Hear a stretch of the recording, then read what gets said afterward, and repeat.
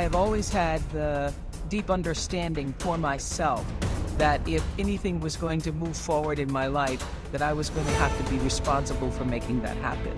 I know that to be true now and can articulate it as you are responsible for your life. And if you're sitting around waiting on somebody to save you, to fix you, to even help you, you are wasting your time, because only you have the power to take responsibility to move your life forward. And the sooner you get that, the sooner your life gets into gear. This is what I know from doing 25 years and thousands of interviews on the Oprah Show. It does not matter where you come from. I have seen people come out of the desert, walk across the desert, being born in the most dire circumstances. Doesn't matter what your mama did, whether she did or had a PhD or no D. What matters is now, this moment, and your willingness to forgive the past, take responsibility, and move forward. You need activation energy to start the change. That's the key to creating any kind of change. That's the ethical requirement of individual being in the proper sense, is to constantly know that you're not what you could be, to take responsibility for that, and to commit yourself, like body and soul, to the attainment of that ideal. If you think about the times when you're at peace with yourself with regards to how you're conducting yourself in the world, it's almost always conditions under which you've adopted responsibility. The most guilt I think that you can experience is the sure knowledge that you're not even taking care of yourself, so that you're leaving that responsibility to other people. There is no capability difference between you and someone you consider to be an ultimate role model of success. The only difference is they've learned to use their mind and body with more power on a consistent basis. They've learned to manage their state. They've learned to use their body effectively. Whether they know it or not consciously doesn't matter. And they've learned to control their mental focus. Remember, whatever we concentrate our focus on consistently and strive to learn from it and make new distinctions about, we will get great at it. I need you to evaluate yourself and ask yourself the question, how are you wired? When you hear the word notice it, when you have a trial or a tribulation, how are you wired? You hold on to it and you recycle it. Do you realize that every day you thought you wasn't gonna make it? Do you remember them days when you thought it was absolutely unbearable and you thought you wasn't gonna endure that one? Do you know that your survival rate for every last one of them bad days is 100%? You survived every hater, you survived all the evictions, you survived the firings, you survived all the trouble you ever been in. Your survival rate is 100%.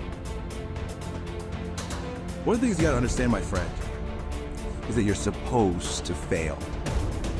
You're supposed to fail, because failure is the stepping stone to success. It's not just cliche. Failure is an experience that lends to wisdom that ultimately makes you a stronger version of yourself.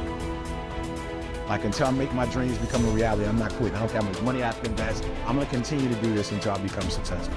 All right, I've got a rule called the show up rule.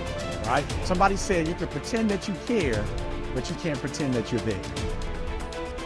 The only way you can be there is to show up. And what I'm asking you to do for me, you'll never be a failure if you show up every single day. Every single day when I come, I show up and I let failure know. Failure is not an option. So what, it takes 12 years to get a point. Failure is not an option.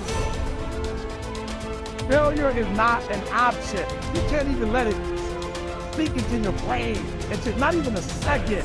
You have to know that this thing is going to work. Come air or high water, whatever it is that I set out to do, it may not happen in 6 months, it may not happen in a year, it may not happen in 2 years, but at some point, my dream is going to become a reality. Concentrate every minute like a Roman, like a man, on doing what's in front of you with precise and genuine seriousness, tenderly, willingly, with justice. And on freeing yourself from all other distractions. Yes, you can, if you do everything as if it were the last thing you were doing in your life, and stop being aimless, stop letting your emotions override what your mind tells you. Stop being hypocritical, self-centered, irritable. You see how few things you have to do to live a satisfying and reverent life. If you can manage this, that's all even the gods can ask of you. Do not disturb yourself by picturing your life as a whole. Do not assemble in your mind the many and varied troubles which have come to you in the past and will come again in the future, but ask yourself with regard to every present difficulty, what is there innerable and beyond? Endurance. You would be ashamed to confess it. And then remind yourself that it is not the future or what is past that afflicts you, but always the present, and the power of this is much diminished if you take it in isolation and call your mind to task if it thinks that it cannot stand up to it when taken on its own. Think of your many years of procrastination. How the gods have repeatedly granted you further periods of grace, of which you have taken no advantage. It is time now to realize the nature of the universe to which you belong and of that controlling power whose offspring you are, and to understand that your time has a limit set to it. Use it then to advance your enlightenment, or it will be gone and never in your power again. Men seek retreats for themselves, houses in the country, seashores and mountains, and thou too art wont to desire such things very much. But this is altogether a mark of the most common sort of men, for it is in thy power whenever thou shalt choose to retire into thyself. For nowhere, either with more quiet or more freedom from trouble, does a man retire than into his own soul, particularly when he has within him such thoughts that by looking into them he is immediately in perfect tranquility.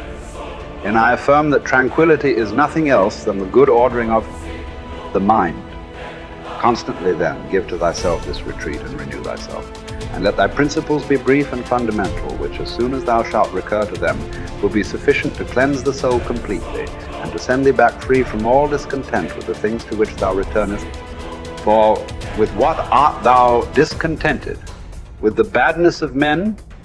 Recall to thy mind this conclusion, that rational animals exist for one another, and that to endure is a part of justice, and that men do wrong involuntarily. And consider how many already after mutual enmity, suspicion, hatred, and fighting have been stretched dead, reduced to ashes, and be quiet at last.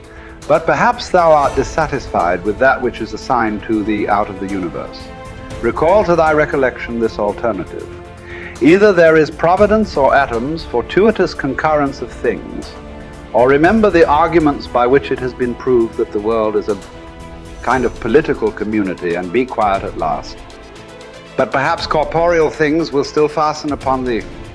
Consider then further that the mind mingles not with the breath, whether moving gently or violently, when it has once drawn itself apart and discovered its own power. And think also of all that thou hast heard and assented to about pain and pleasure, and be quiet at last. But perhaps the desire of the thing called fame will torment thee. See how soon everything is forgotten, and look at the chaos of infinite time on each side of the present, and the emptiness of applause, and the changeableness and want of judgment in those who pretend to give praise, and the narrowness of the space within which it is circumscribed, and be quiet at last. For the whole earth is a point, and how small a nook in it is this thy dwelling, and how few are there in it, and what kind of people are they who will praise thee?